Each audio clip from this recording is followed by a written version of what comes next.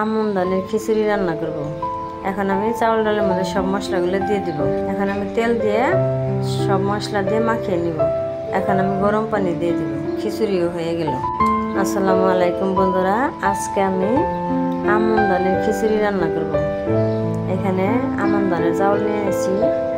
এখন আমি কিছু মসুরির ডাল দিয়ে দিব, আর কোনো ডাল দিব না।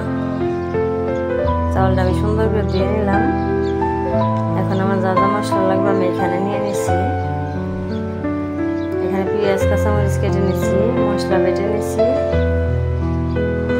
আদা রসুন জিরে আর এলাচি আর দারচিনি বেটে নিচ্ছি।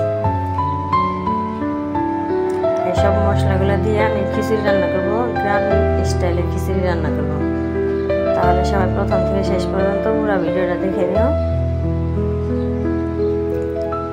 এখন আমি চাউল ডালের মধ্যে সব মশলাগুলো দিয়ে দিব।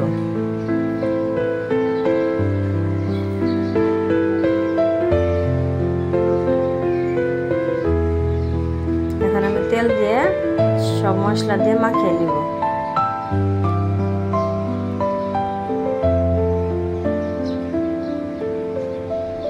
মাখানো হয়ে গেল।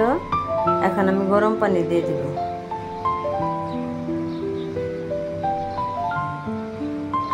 এখানে আমি আগের দিন গরুর মাংস রান্না করেছিলাম, কিছু মাংস আছিল, সেই মাংস দিয়ে এই খিচুড়ি দেখাবো। খিচুড়িটা বলক এসে গেছে। লবণ একটু কম হয়েছিল, আর একটু লবণ দিয়ে দিলাম। আমার খিচুড়ি প্রায় হয়ে গেছে।